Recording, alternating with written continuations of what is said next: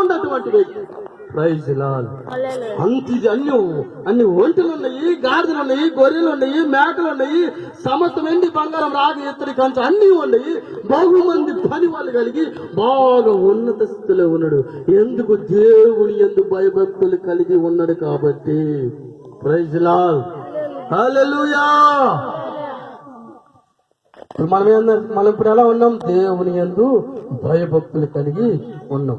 Praise lord. దేవుని యందు భయభక్తులు కలిగి ఉన్నాము కాబట్టి ఈ సమయమున ఈ ఎండకి ఈ టెంట్ కింద ఇలాగ కూర్చొని దేవుడు వాక్యం అంటున్నాం.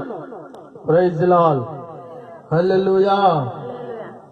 హల్లెలూయా. అందరూ చెప్పాలి హల్లెలూయా.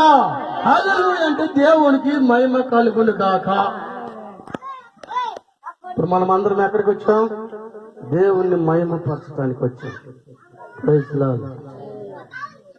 ఆ దేశంలో దేవుని యందు భయము భక్తి కలిగి చెడుతనమును విసర్జించిన వాడు. Praise lord. చెడుతనమును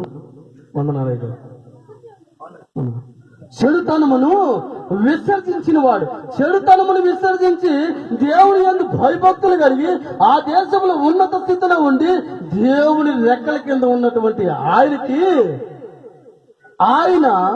ఆయనకు సంబంధించినటువంటి ఇంటికి, ఆయనకు సంబంధించినటువంటి ఆస్తికి, ఆయన గొర్రెలకు గాని, ఆయన బేకలకు గాని, ఆయన ఒంటెలకు గాని ఏ అపాయం రాకుండా దేవుడు ఏం చేశాడంటే కంచేశాడు.